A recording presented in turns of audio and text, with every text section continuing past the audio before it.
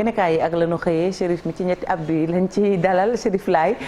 ñu fas yéene waxtaane nag li nga xam ne moom mooy yéenekaay yi ak lañu xëyee niñ koy defee saa su ne daanaka lu ëpp ci yéenekaay yi wax nañ ñaari actualité lu jëm ci Ukraine ak leneen li muy appel bi di bés bi Chérif ñu doore ko ak l'Observateur. L'Observateur moom tàmbali na appel bi dem wuy ji gis nga ko téeméer ak ñeent fukk ak ñaareelu édition bu appel Seydina Limamou Laye mi ngi ci kulisu tukki nemeeku bu président Macky Sall amal bërk démb ca Cambérène gis nga ko kon mu gisee ak xalif bi moom président de la République le groupe Futurs Médias aussi déployé na moyens yu mag a mag ngir assurer la couverture médiatique bu kenn mësul gis comme ni nga ko tàmmee def at mu jot ci boobee appel journal bi ñëwaat ci xew-xew yi xewoon ci weeru mars ci atum 2021 mel ni kon année bu métti la woon ñi ci am ay gaañu wala ñi ci ñàkk seen i njaboot def nañ ci ay témoignages et puis beneen dossier bu l'Observateur muy rek yalwaan gi dafa mel ni ñi jóge bitim réew ñoom it genre invasion lañ def comme la xew fa la rek ci Ukraine daal di ñëw fii ci Sénégal ma xam ne dañ ciy jëfandikoo gone yu bëri wante milliards yi ñu ciy gagné ci yalwaan googu bëri na dafa mel ni genre business la ñoom bëgguñ cee jóge dinañ ñëwaat également ci mbiram bateau engrais bi révélation yi journal l'Observateur bàyyeegul ba léegi boobee morso ak tamit li nga xamante ni kon fi enquête bi daal di mujj ak lu jëm ci guy geek naka lay waajalee ngir delluwaat États-Unis faju ji enquête ba léegi rek ci wàllu suuf rawatina kon patrimoine foncier des aéroports muy bu Ndakaaru ak ca Diass journal bi daal di ñëwaat bu Ndakaaru nag kon delluwaat na ci histoire titre foncier 4407 DG dafa mel ni kon France moo ko séddee woon état bu Sénégal ci atum 1943 40 francs le mètre carré loolu day wuute naag jamonoy tey nga xam lépp daal état bi lu toll ci 23 millions rek la daal di fay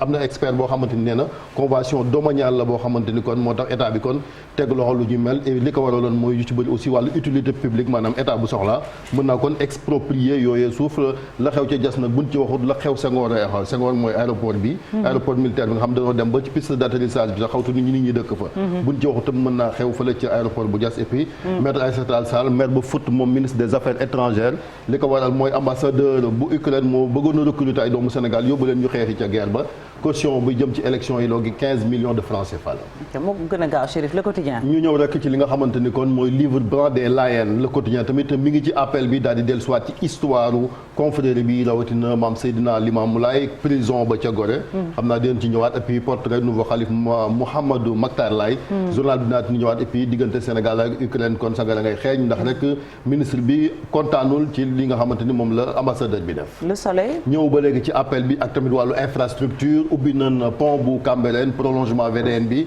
circulation mel ni kon jonction la boo xamante ne rek kon lëkkale dem ak dikk bi su ko defee kon usagers yi ñu koy jëfandikoo ànd ci ak mbégte gis ngeen ko boobee fond 2 fois 2 voies la et puis conception beeg lépp journal bi daal na ci ñëwaat daal di tiim bu baax tamit mausolée Seydina Limamou Laye gën a wane jëmm ji bu sukkandikoo boobee ci journal bi et puis porte-parole bi tamit gis nañ ko ci yéenekaay muy Seydina Issa Thiaw Laye moom jàpp na ne l'islam diine jàmm la aywa libération ba léegi rek ci wàllu bateau bi nga xamante ni kon mbiram urée lañ ci doon indi fii ci Sénégal ak ñeent tudd enquête bi daal lim jàpp mooy lii mbiram banditisme tigi moom lu ni mel conclusion enquête bee ko wax waa sûreté urbaine bi ñu defee seen i enquête daal jàpp nañ sax mbiram gis nga ko mafia dugg na ci bu baax a baax et puis tamit ñu tudd ci Ndeye Nancy ñaam mi nga xamante ni kon moom mooy jot na cee dem kaso muy Aziz Ndiaye tamit gis nga ko déglu nañ ko ci Aline Diouf Massata Ndiaye ñoom ñëpp daal waa famille Ndiayeen bi ak tamit seen loxo ni mu duggee ci mbir mi nga xamante ne yéeme na La Tribune moom daal di ñëwaat rek ci li nga xamante ni mooy li ñu xaar ci nouveau gouvernement bu Sénégal ak président Macky Sall mi nga xamante ni mi ngi joyante loo ne di xëy na ngir gën a gis ñëw na rek ci li nga xamante ni kon mooy attente bi gars yi ngi xaar ba waajee taal xaddi et puis Aïssata Tall Sall tamit ñëwaat na ba léegi rek diggante Sénégal ak Ukraine et puis tamit événement marché justice waa droit de l'homme si ñi ngi xaar mbir yi leer Walf Quotidien ñëw rek Karim Wade tànk bi ci biir bi ci biti mu mel ni kon moom Karim gis nga ko ñaari visage la am rawatina waa parti démocratique sénégalais ndax doona nekk ci nguur gi ndax ci kujje gi la loolu ab laaj la boo xamante journal bi daan ko laaj élection législative ku ci bëgg a bokk di nga joxe caution fukki millions ak juróom et puis local yi radioscopie de la gauche maanaam ñi nga xamante ni daal mooy parti de gauche yi tamit ñëw na ci et puis fële ca cour d'appel bu Tambacounda magistrat yi ñu ngay chômé ndax amagun liggéey amun bureau amun siège Les Échos ñëw ci démolition marché Sandaga sagara ngay xeeñ diggante ville bu Dakar ak mairie bu Dakar Plateau dem nañ kon ca cour suprême ndax rek gis nga ko waa ville de Dakar saisir nañ juridiction bi su ko defee kon ñu daal di rek nee na lépp loo xamante ni arrêté la boo xamante ni maire bu Dakar Plateau jëloon ko wante Alioune Ndoye moom gis nga mi ngi xaar gars yi rek moom recours bi waaj def et puis lu toll ci fanweer ak juróom benni doomu sénégalais la waa Ukraine bëggoon a enrôler yóbbu leen ñu guerre yi ak Poutine bés bi le jour gis nga ko mooy émeutes yi xewoon ci weeru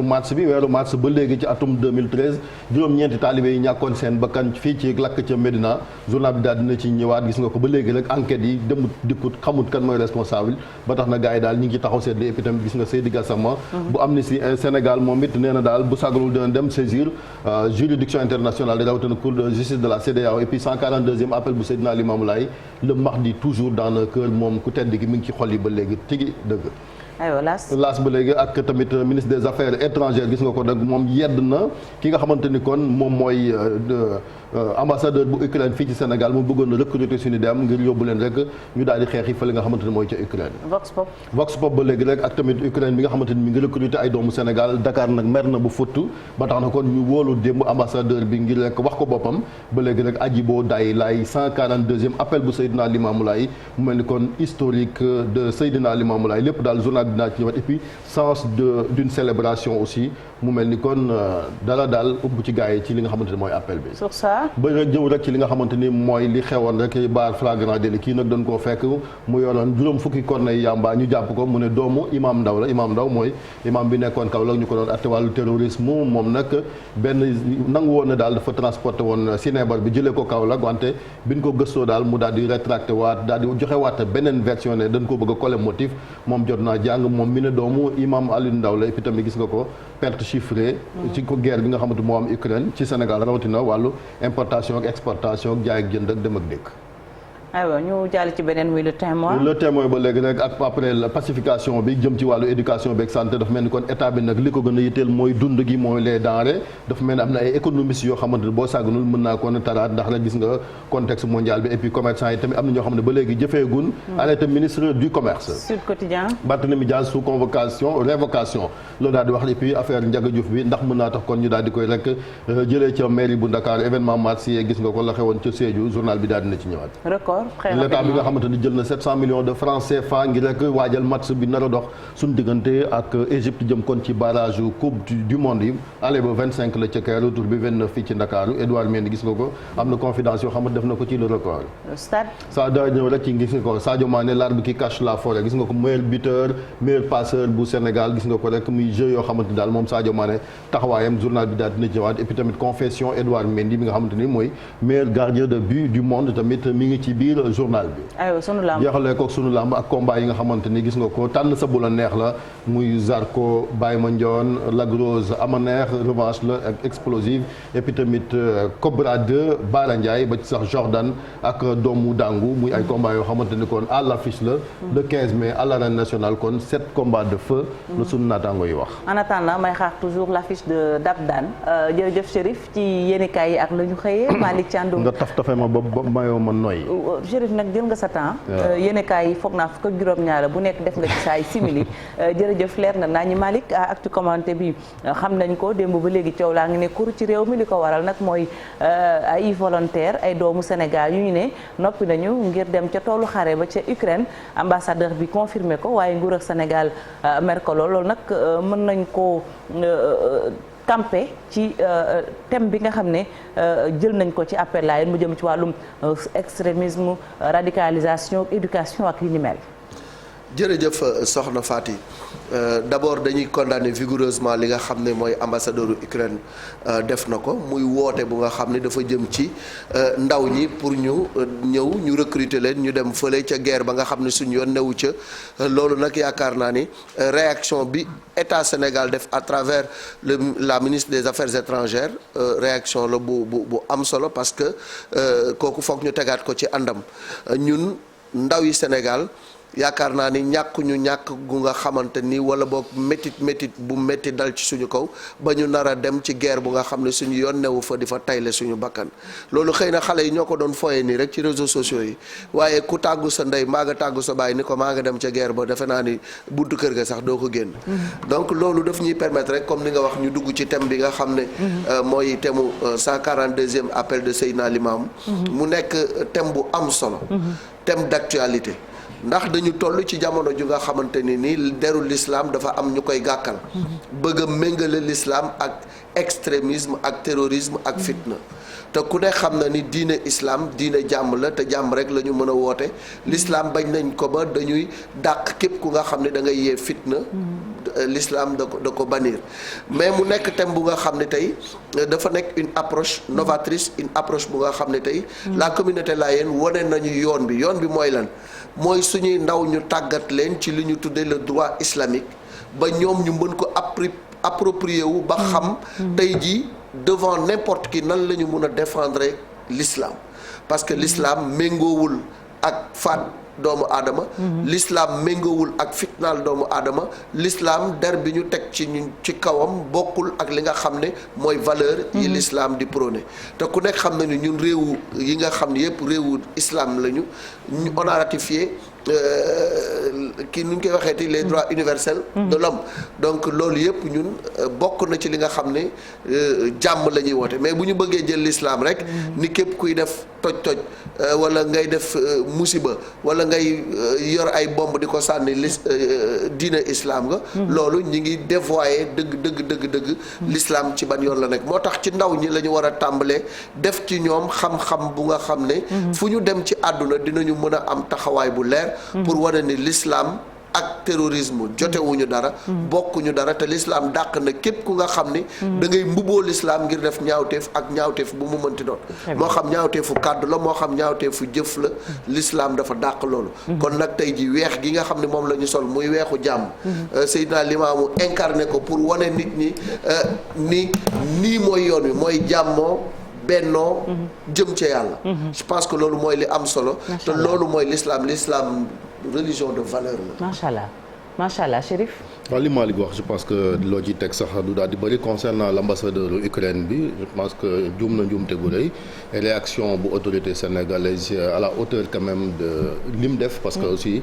comme ni nga wax ñoom ña nga fële di guerre seen guerre yoonu Sénégal nekk ci ba ngay recruter ay doomu Sénégal naan leen da nga leen fay yóbbu ndax ba muy neex est-ce que mës naa toog fii tey ñoom ubbi ambassade bi ñi ngi maye visa ngir doomu Sénégal yi dem liggéey ci Ukraine y a des am na doomu Sénégal yu fa nekk buñ soxlaa këyit bu jàmm di am est-ce que jox nañ leen facilité na leen li nga xamante ni kon moom mooy seeni séjour foofu donc mënu ñoo nekk ba nekk ci jamonoy guerre ñu koy def et puis ambassade bi sax ay témoignages yi ñu ci am mooy am na ay doomu Sénégalais yu doon liggéey fii ci ambassade bi ñu ngi fii ci Ngor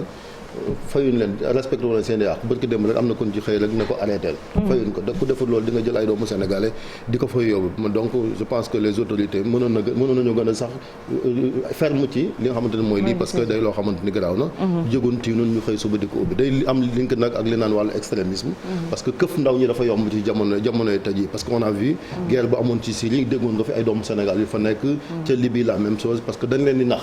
parce que li ko waral nag dañu profité ci seen vulnérabilité mooy sous-emploi ñàkkam xëy wala ñàkk éducation parce que éducation bi dafa am solo moo tax tey appel bi thème bi ñu ciy jël mooy rôle de l'éducation dans la lutte contre l'extrémisme dafa wax parce que am loo xam ne bu jiitoo ci ndaw kenn mënu koo këf voilà boo laaji woon les 36 là nga laaj leen dëgg fan bokk gëw ma ni dinañ bokk ci ñoo xamante ni jàngal nañ wala am na loo xamante ni def nañ ko ci ñoom quelle que soit la situation parce que day loo xamante ni comme ni ko sëñ Saliou doon waxee jox leen man ndaw ñi ma def ci ñoom li sëñ bi def ci mag ñi donc je pense que loolu dafa am solo sans complexe nag parce que ñaar ñi tey ñu toog ak ñoom ci plateau bi jàng na nasaraan fu mais aussi jaar ci daara ñu jàng leen tey bu fi doon wax tey émission bi en français il le feront très bien sëñ Issa ngi nii sa boo ko la cuqante ci tubaab ba émission bi jeex du loo ci làkkal araf du ko gazo ki la même chose mais sans complexe parce que dañu jaar ci ay kii donc loolu nag mooy avantage Sénégal maanaam l'islam confrérique boobu mu am moo ñu muccal comme li ma waxee ci yu bari parce que mag ñi doon jël ndaw ñi jàngal leen ba pare am loo xam ne def nañ ko ci ñu moom ba quelle que soit la situation kenn du leen mën a këf ñi ci xaw këfante sa néew kuñ ci dugaloon ci daara la am solo donc li gën a am solo mooy il faut ñu gën a dooleel suñ kilifa dina yi xam ne mooy force Sénégal bu ñu ñëwee aussi je pense que c'est grâce à cette religion là bi nga xamante ni mooy l'islam confrère yi moo tax ñu mën a dund ci jàmm fii ci Sénégal jafe-jafe du am et puis ndaw ñu def ci loo xam ne quel que soit lu mën a am kenn du leen këf même buñ xiifee buñ maree tamit duñ jël ay ngànnaay wala ñu dugg ci wàllu terrorisme ak extrémisme Seydina Issa Laye Diop seen thème ren bi Chérif wax na ko mu jëm rek ci rôle bi nga xam ne éducation war na ko am ci xeex loolu ñu naan radicalisation tey boo gisee lii xew tey dafay gën a firndeel ne sax seen thème bi actualité bu rëy la. dëgg la wax dëgg yàlla l'islam comme ni ko Malick waxee léegi dafa dañ koo bëgg a wutal tur woo xam ne du turam ndax lislaam mooy jàmm ala rawati nag bi nga xam ne bi yonent bi sallallahu alayhi wasallam démb ca Makkatal Mukarram ci hajjatul widaa mooy aj gu mu jëga dafa wax saaba yi ne leen jóge nañ ci jiyaar ju ndaw ji ñu ngi jëm ci jiyaar ju mag ji saaba yi jaaxle ndax jiyaar ju bakken di faatu deret di tuuru bu dee jooju mooy ju ndaw kon jan mooy ju mag ndekete boobu jihaadu nafsi lay wax jihaadu nafsi nag mooy xeex ak sa bakken not sa bakken du dëgg loolu bi maam Seydina Limaamu Laay ñëwee woote ne mën a démb mën a tey li mu wax mooy jihaadu nafsi nañu lutte contre ses passions say bëgg-bëgg ndax bakken moom moo lay def loolu ne da ngay gis koo xam ne kii sax dafa tàmm cigarette di ko tux mbaa mu tànn leneen lu gën a yées loolu boo ko dee bàyyi ko bu la nee waawit du ko mën a bàyyi wala boog mu ne la waaye man su ma ko bàyyi dama ciy ñëwaat kon dafa topp nafsoom du dëgg nafsu nag boo ko toppee moom day mel ni rek mu ne bakken def ko ni barmool boo ko waree ni fas fa mu lay jëme musiba lay doon su ko defee ndaw ñi nag ginnaaw ñoom ñooy ñi nga xam ne ñi ñoom la ñuy soxla ndax d'ailleurs ñu ngi ñoon di recruter ay ndaw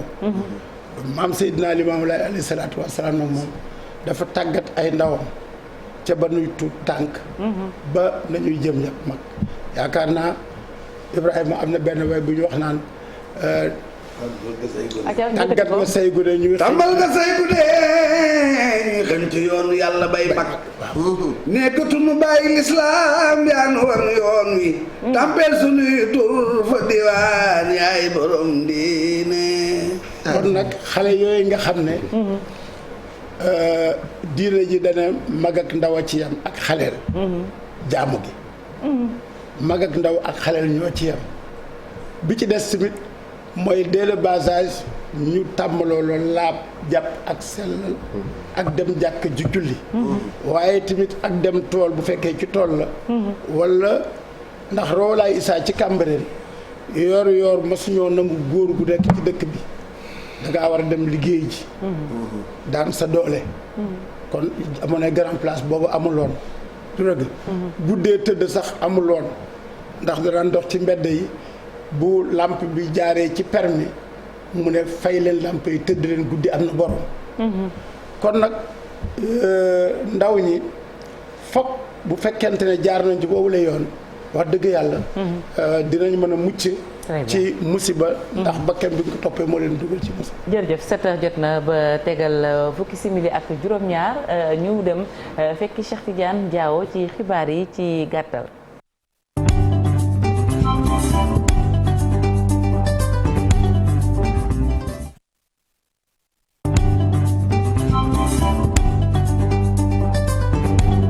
aywa Cheikh Tidiane ginnaaw bi ma la nuyuwaatee ana fan la ñuy doorewaat xibaar yi ci gàttal. ci appel bi Fati comme ni ngeen ko waxee tey jii nag lay tàmbali 142e édition bi thème bi ñu retenir nag bokk na ci rôle bi nga xamee ne éducation am na ko ci xeex bi ñuy xeex wàllub extrémisme xam naa ne du ñàkk sa invité yi dinañu ci gën a ñëw ci biir émission bi taalibe yi nag ñu leen di xaarandi tey jii ci vendredi bi fële ca Cambérène ci ngoon si dinañu dem fële ca Almadi ca grotte boobu ñuy woowee xunt mi ñu wax ci li ngeen doon wax léegi ci actu commenté bi muy coow li nga xamee ni moom ci diggante Russie ak Ukraine ambassadeur bi nga xamee ni moo toogal réew Ukraine fii ci Sénégal nag dafa lancé woon appel à candidature ba lu toll sax ci fanweer ak juróom benni doomu aadama yoo xam ne sénégalais lañ ñu bindu ni dañuy dem bokk ca guerre bi dem Ukraine. waaye nag nguuru Sénégal bu mu yëgee loolu surtout ministère des affaires étrangères dafa wóolu ambassadeur bi laaj ko ndax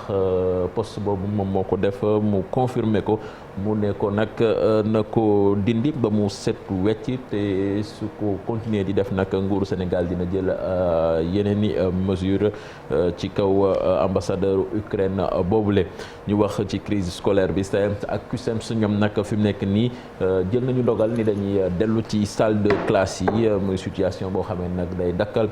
crise scolaire bi nga xamee ni yàggoon na lool ba mu juróon fi ay manifestation yu bari ci xale yi nga xam ne dañ doon génn di dox ci mbedd Ndakaaru yi naan dañoo bëgg a jàng fi mu nekk nii nag li ci des mooy xaatim accord bi ak tamit